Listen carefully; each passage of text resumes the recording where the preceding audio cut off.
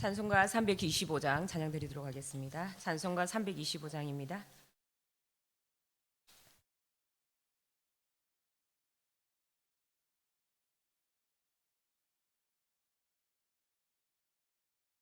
예수가 함께 계시니 시험이 오나 겁없네. 기쁨의 근원 되시는 예수를 위해 삽시다. 날마다 주를 섬기며 언제나 주를 기리고 그 사랑 안에 살면서 딴 길로 가지 맙시다. 이 세상 사는 동안에 주 이름 전파하면서 무한한 복락 주시는 예수를 위해 삽시다. 날마다 주를 섬기며 언제나 주를 기리고 그 사랑 안에 살면서 단 길로 가지 맙시다. 이 세상 친구 없어도 예수는 나의 친구니 불의한 일을 버리고 예수를 위해 삽시다. 날마다 주를 섬기며 언제나 주를 기리고 그 사랑 안에 살면서 단 길로 가지 맙시다. 주께서 심판하실 때 잘했다 칭찬하리니 이러한 상급 받도록 예수를 위해 삽시다. 날마다 주를 섬기며 언제나 주를 기리고 그 사랑 안에 살면서 딴 길로 가지 맙시다. 아멘. 신앙 고백 드리겠습니다. 나는 전능하신 아버지 하나님 천지의 창조주를 믿습니다. 나는 그의 유일하신 아들 우리 주 예수 그리스도를 믿습니다. 그는 성령으로 잉태되어 동정녀 마리아에게서 나시고 본디오 빌라도에게 고난을 받아 십자가에 못 박혀 죽으시고 장사된 지 사흘 만에 죽은 자 가운데서 다시 살아나셨으며 하늘에 오르시어 전능하신 아버지 하나님 우편에 앉아 계시다가 거기로부터 살아있는 자와 죽은 자를 심판하러 오십니다. 나는 성령을 믿으며 거룩한 공교회와 성도의 교제와 죄를 용서받는 것과 몸의 부활과 영생을 믿습니다. 아멘. 오늘 하나님의 말씀은 역대하 30장 13절에서 27절 말씀입니다. 역대하 30장 13절에서 27절 말씀입니다. 한 절씩 교독하도록 하겠습니다. 둘째 달에 백성이 무교절을 지키려 하여 예루살렘에 많이 모이니 매우 큰 모임이라. 우리가 일어나 예루살렘에 있는 제단과 향단들을 모두 제거하여 기드론 시내에 던지고 둘째 달 14째 날에 유월절 양을 잡으니 제사장과 레위 사람이 부끄러워하여 성결하게 하고 번제물을 가지고 여호와의 전에 이르러 규례대로 각각 자기들의 처소에 서고 하나님의 사람 모세의 율법을 따라 제사장들이 레위 사람의 손에서 피를 받아 뿌리니라. 회중 가운데 많은 사람이 자신들을 성결하게 하지 못하였으므로 레위 사람들이 모든 부정한 사람을 위하여 유월절 양을 잡아 그들로 여호와 앞에서 성결하게 하였으나 에브라임과 므낫세와 이사갈과 스불론의 많은 무리는 자기들을 깨끗하게 하지 아니하고 유월절 양을 먹어 거룩한 규례를 어긴지라. 히스기야가 그들을 위하여 기도하여 이르되 선하신 여호와여 사하옵소서. 결심하고 하나님 곧 그의 조상들의 하나님 여호와를 구하는 사람은 누구든지 비록 성소의 길례대로 스스로 깨끗하게 못하였을지라도 사하옵소서 하였더니 여호와께서 히스기야의 기도를 들으시고 백성을 고치셨더라. 예루살렘에 모인 이스라엘 자손이 크게 즐거워하여 7일 동안 무교절을 지켰고 레위 사람들과 제사장들은 날마다 여호와를 칭송하며 큰 소리 나는 악기를 울려 여호와를 찬양하였으며 히스기야는 여호와를 섬기는 일에 능숙한 모든 레위 사람들을 위로하였더라. 이와 같이 절기 7일 동안에 무리가 먹으며 화목제를 드리고 그의 조상들의 하나님 여호와께 감사하였더라. 온 회중이 다시 7일을 지키기로 결의하고 이에 또 7일을 즐겁게 지켰더라.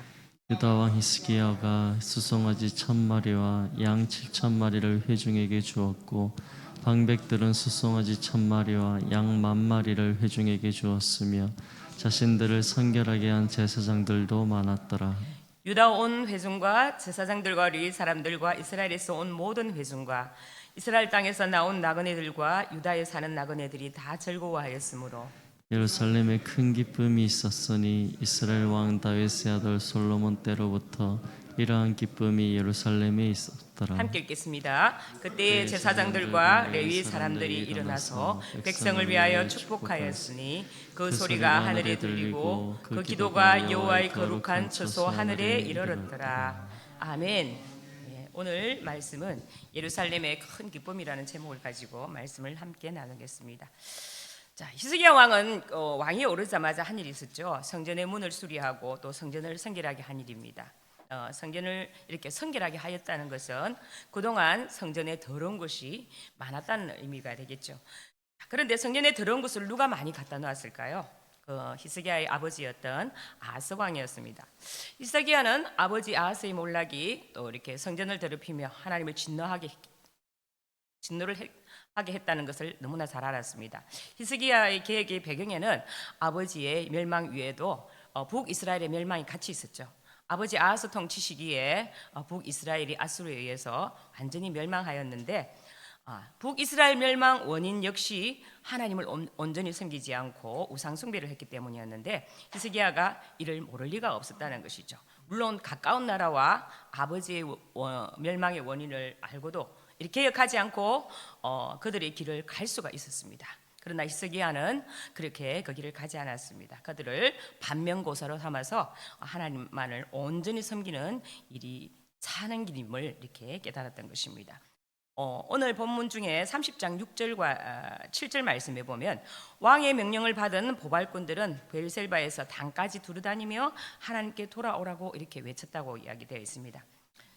우리 조상들이 하나님께 범죄함으로 말미암아 하나님께 버림받은 것처럼 살았는데 우리는 그렇게 살지 말자라는 그런 호소의 내용이었죠. 중요한 것은 히스기야는 남유다 13번째 왕이고 또 북이스라엘은 아수르에 의해 이미 멸망했습니다. 하지만 히스기야는 남유다 사람들만 불렀던 것이 아니라 북이스라엘 사람도 함께 불렀다는 것입니다.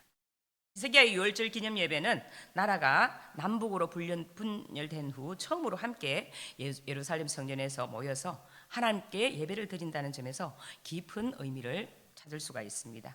그래서 이 히스기야는 개혁을 시작한 것이죠. 13절 말씀에 보면 무교절을 지키려 예루살렘에 많이 모이니 매우 큰 모임이라라고 되어 있습니다.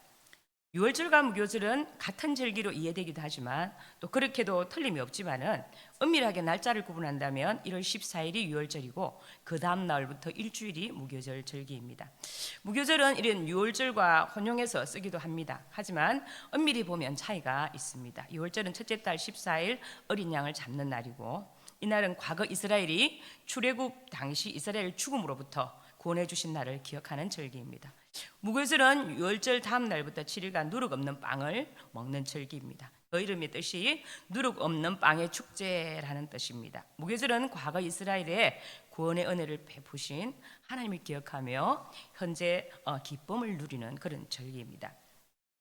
예루살렘에 모인 사람들이 우상을 제거한 후에 백성들은 둘째 날 14일에 유월절 양을 잡았습니다. 오늘 본문 15절 말씀에 보면 제사장과 레위 사람들에게 부끄러움이 있었다라고 되어 있는데요.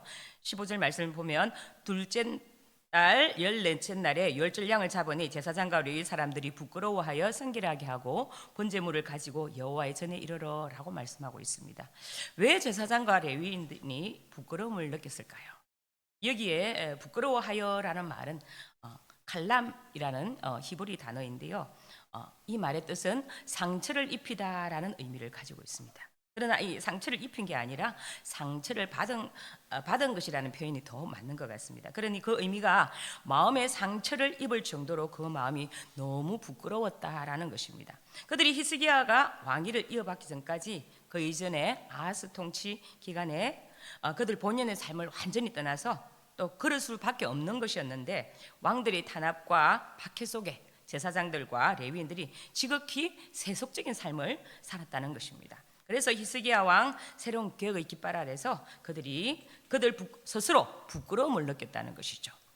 29장 34절에 나오는 말씀에 보면 그런데 제사장이 부족하여 번제의 일을 제대로 수행할 수 없었던 상황이나 레위 사람들을 성결하게 함이 제사장들보다 성심이 있었음이라 라는 표현을 보면은 제사장들의 영적 침체가 오히려 레위인들보다 더 심각했던 것으로 보여집니다.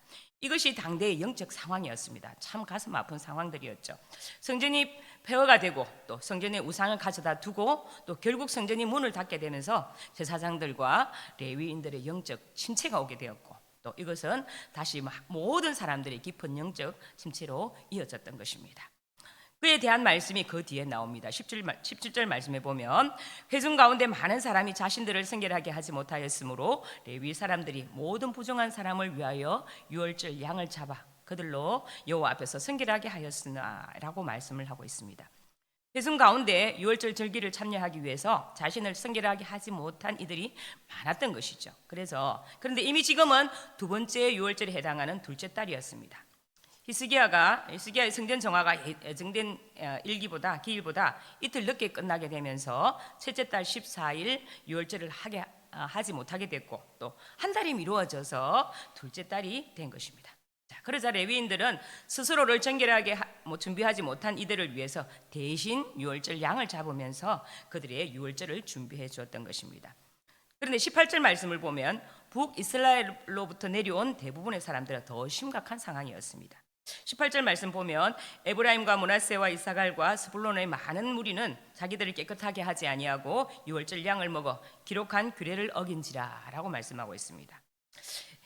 이 에브라임, 므낫세, 이사갈, 스불론 모두 이 지파들은 북이스라엘 지파들이죠. 그들 무리 중에서 어떤 이들은 보발꾼의 소식을 통해서 남유다에 오기는 했지만 와보니 스스로 깨끗하게 하지 못한 중에 온 것이었습니다. 히스기야 왕의 상황이 참 쉽지 않았을 것 같습니다. 제사장은 제사장대로, 레위인은 레위인대로 또 그들 모두가 회복이 필요한 상황이었습니다. 이때 히스기야의 기도가 이어집니다. 18절 후반절에 보면은 히스기야가 그들을 위하여 기도하여 이르되 선하신 여호와여 사옵소서 이렇게 히스기야가 기도를 합니다. 19절 말씀에 보면 성전의 결례에 어긋난다 하더라도 스스로를 결심하고 하나님 여호와 앞에 나온 자들을 그냥 돌려보내지 마시고 그들을 사해 주시옵소서라고 이렇게 기도를 한 것입니다. 어떻게 되었을까요? 20절 말씀을 보면 여호와께서 히스기야의 기도를 들으시고 백성들을 고치셨더라라고 하십니다. 하나님께서 히스기야의 기도를 들어주셨습니다. 특별한 날이었습니다. 그들의 마음을 또 그들의 열심을 하나님께서 기뻐하신 것입니다. 그리고 21절 말씀을 보면 그날이 큰 기쁨이 있었다라고 이렇게 이야기를 합니다. 그리고 히스기야는 22절 말씀을 보면 여호와를 섬기는 일에 능숙한 모든 레위 사람들을 그들을 위로했다라고 이렇게 합니다. 이와 같이 절기 7일 동안에 우리가 함께 먹으며 또 화목제를 드리고 그의 조상들이 하나님 여호와께 감사하며 그 유월절 절기를 성대하게 보낸 것입니다. 기쁨과 감사로 7일 동안 유월절 절기를 마친 모든 백성들은 다시 7일간 절기를 연장하여 지키기로 하고 7일을 즐겁게 지켰다라고 이렇게 23절에서 말씀을 합니다. 유월절 양을 잡는 날과 무교절 7일을 지키는 일도 짧지 않은 기간인데 여기에 7일을 더해서 하나님께 화목제를 드리며 하나님께 찬양과 감사를 드리는 일은 쉬운 결정은 아니었을 것입니다. 오고 가는 날을 다 더하면 이들이 집을 나온 날을 거리에 따라 다르겠지만은 17일에서 약 한 20일 정도 이렇게 넘게 걸린 날이었습니다. 이들이 감수해야 될 경제적인 손실과 그들이 많았지만 그러나 그들이 받은 은혜와 향후 은혜를 누리는 것에 대해서 이것을 따라잡지는 못한 것이죠. 하나님의 가 넘치는 모임에는 결단이 있으며 결단은 삶의 실천으로 이어졌던 것입니다. 왕과 방백들은 약 2만 마리의 가축을 회중에게 나누어 주었습니다. 역사에 남은 유월절이 이러한 결단과 실천 이외에도 다른 일도 있었음을 다음 구절에서 증거를 하는데요. 우리 25절과 26절을 함께 읽어보도록 하겠습니다. 시작. 유다 온 회중과 제사장들과 레위 사람들과 이스라엘에서 온 모든 회중과 이스라엘 땅에서 나온 나그네들과 유다에 사는 나그네들이 다 즐거워하였으므로 예루살렘에 큰 기쁨이 있었으니 이스라엘 왕 다윗의 아들 솔로몬 때로부터 이러한 기쁨이 예루살렘에 없었더라. 아멘. 유월절에 참여한 사람이 누구였는지를 밝혀주고 있죠. 남유다와 북이스라엘 백성뿐만 아니라 나그네도 함께 참여했다라고 되어 있습니다. 여기서 나그네는 임시로 거주하고 있는 이방인들과 또 오랫동안 거주했던 이방인들을 포함합니다. 아수르의 혼혈 정책으로 북이스라엘에 거주한 외국민도 있었을 것이고 또 오랫동안 남유다에 거주했던 외국인도 있었을 것입니다. 중요한 점은 이들 중 여호와의 신앙을 수용한 사람이 유월절에 참여했다는 것입니다. 역사에 남은 유월절 준수 기간에는 복음적인 메시지가 있습니다. 출애굽 당시 유월절에도 그랬듯이 하나님께서는 이방인을 무조건 배제하고 이스라엘 백성만 권하시지는 않았다는 것입니다. 누구든지 하나님을 믿고 따르는 사람이라면 이스라엘 신앙 공동체에 들어오게 해주셨다는 것입니다. 지금도 교회의 문턱이 높진 않은 것과 마찬가지입니다. 남녀노소 빈부귀천 상관없이 누구든지 예수님을 영접하면 교회에 들어올 수 있는 것은 신약 시대에 생겨난 법이 아니라 이 시대 때도 있었다는 것입니다. 하나님은 모든 사람, 모든 민족에게 구원의 길을 열어두셨습니다. 이러한 구원의 기쁨이 히스기야 시대의 유월절이었다는 것입니다. 이제 제사장들은 하나님께서 베푸시는 은혜를 알고 백성들을 축복하게 됩니다. 27절 말씀에 그때 제사장들과 레위 사람들이 일어나서 백성들을 위하여 축복하였으니 그 소리가 하늘에 들리고 그 기도가 여호와의 거룩한 처소 하늘에 이르렀더라 라고 말씀합니다. 27절의 원문을 보면 제사장들과 레위 사람들이 각각 백성들을 축복한 것이 아니라 레위 사람들 중 제사장 직분을 가진 사람이 축복했다는 것입니다. 왜냐하면 제사장만이 축복할 수 있는 권한이 있었기 때문입니다. 민수기 6장 말씀에 이렇게 우리에게 복을 내리죠. 여호와는 내게 복을 주시고 너를 지키시기를 원하며 여호와는 그의 얼굴을 내게 비추사 은혜 베푸시기를 원하며 여호와는 그 얼굴을 내게로 향하여 드사 평강 주시기를 원하노라 할지니라 라고 이렇게 말씀을 이어줬습니다. 율법은 제사장이 백성들을 축복하도록 합니다. 긴 시간 유월절 집회의 마무리가 제사장들의 축복이었습니다. 그 축복의 기도가 하나님의 거룩한 처소 하늘에 상달되었습니다. 그리고 유월절 집회를 통해서 은혜를 받은 많은 사람들에게 삶의 변화가 일어났습니다. 비록 우리의 모습은 이스라엘 백성들처럼 정결하지 못하고 죄악으로 가득 찬 연약한 자들이지만 우리를 긍휼히 여기셔서 주 예수 그리스도를 통하여서 우리를 죄를 사하여 주시고 용서해 주셨습니다. 그리고 우리의 삶 또한 저 백성들처럼 삶의 변화가 일어나야 되지 않겠습니까? 말씀을 듣고 기도하며 또 찬양하며 예배하는데 우리의 삶의 모습은 여전히 변하지 않고 똑같다면 구원의 백성이라고 할 수가 없는 것이죠. 진정한 그리스도인이라면 삶의 모습에서 나타나야 한다는 것입니다. 말과 행동에서 그리스도의 향기가 나타나야 합니다. 우리나라의 7, 80년도에 예수쟁이 하면 무엇을 해도 인정을 받았습니다. 거짓말할 줄 모르고 정직하고 무엇을 해도 이렇게 인정을 받는 그런 시대가 있었죠. 그런데 현 시대에는 오히려 예수 믿는 사람이 더 거짓말 잘하고 사기를 잘 친다고 이런 말도 하기도 하죠. 우리는 그렇게 살아서는 절대 안 됩니다. 다시 한번 삶을 정결하게 하고 진정한 그리스도인으로 우리가 거듭나야 됩니다. 오늘 우리는 말씀 앞에 겸허히 자신의 삶을 들여다보고 고칠 것은 고치고 버려야 될 것은 버리고 하나님 앞에 겸손히 자신을 내어드리며 참된 예배자로 나가야 될 줄로 믿습니다. 오늘도 이 말씀을 통하여서 이스라엘 백성들이 다시 한번 믿음으로 개혁을 일으킨 것처럼 우리도 자신을 개혁하여 하나님 보시기에 부끄럽지 않은 자로 서기를 주님의 이름으로 축복드립니다. 기도하겠습니다. 하나님 아버지, 오늘도 귀한 말씀으로 우리를 인도하여 주셔서 감사합니다. 이스라엘 백성들의 모습을 보며 아버지 하나님, 저들이 하나님 앞에 정결하지 못한 삶을 통하여 하나님 앞에 정결하게 하기 위하여 아버지 하나님 자신들을 정말 주님 앞에 헌신하며 나아갔던 것처럼 오늘도 우리의 이러한 모습을 닮아가기를 간절히 소망합니다. 아버지, 우리는 그리스도인입니다. 하나님의 부름받은 백성입니다. 그러나 아버지 하나님, 예배를 드리고 찬양하며 기도하며 나아가지만 우리의 삶의 모습이 변하지 않는다면 아버지 하나님, 정말 하나님의 백성답지 못한 그런 어리석은 자가 되지 않겠습니까? 하나님, 오늘도 이 말씀을 통하여 우리에게 깨닫는 은혜를 주시고 아버지, 우리 삶을 다시 돌아보며 정비하며 하나님 앞에 참으로 버릴 것은 버리고 깨달을 것은 깨닫게 하여 주셔서 다시 우리 삶을 정결하게 하여 주님 앞에 믿음으로 더 나아가요 하나님 기뻐하시는 자로 이렇게 살아갈 수 있도록 주님 붙잡아 주시옵소서. 오늘도 이 말씀 속에서 우리에게 주시는 그 말씀을 깨닫고 하나님을 더 바라보며 신실한 하루를 살아가게 하여 주옵소서. 주신 말씀을 붙들기를 간절히 소망하며 우리 주 예수 그리스도 이름으로 기도드립니다. 아멘. 하늘에 계신 우리 아버지, 아버지의 이름을 거룩하게 하시며 아버지의 나라가 오게 하시며 아버지의 뜻이 하늘에서와 같이 땅에서도 이루어지게 하소서. 오늘 우리에게 일용할 양식을 주시고 우리가 우리에게 잘못한 사람을 용서하여 준 것 같이 우리 죄를 용서하여 주시고 우리를 시험에 빠지지 않게 하시고 악에서 구하소서. 나라와 권능과 영광이 영원히 아버지의 것입니다. 아멘. 오늘 기도 제목을 함께 나누겠습니다. 성도들이 가정과 직장을 위해서 함께 기도하겠습니다. 하나님의 살아계심을 날마다 경험하며 증거하는 가정이 되게 하시고 믿음의 본이 되는 가정이 되게 하옵소서. 또 성도들이 직장과 사업장에 형통한 복을 주시고 아버지 하나님을 신뢰하게 하시고 직장과 사업장에서 믿음으로 살아낼 수 있도록 이렇게 위해서 기도해 주시고 한우들을 위해서 기도하겠습니다. 지금 수술을 앞두고 있는 성도가 있고 수술 후에 회복을 기다리는 성도들이 있습니다. 그 어려움들을 기억하시며 기도해 주시고 또 수요예배 활성화와 말씀 전하는 설교자를 위해 기도해 주시고 또 26일 새생명잔치에 작정한 태신자들을 모시고 올 때 그들의 마음과 그들의 환경을 열어주셔서 주님께로 올라와서 그들의 길을 열어주셔서 말씀을 통해서 하나님의 살아계심을 깨닫고 변화된 삶을 살아갈 수 있도록 위해서 주여 외치고 함께 기도하겠습니다. 주여. 하나님 아버지, 오늘도 말씀을 통해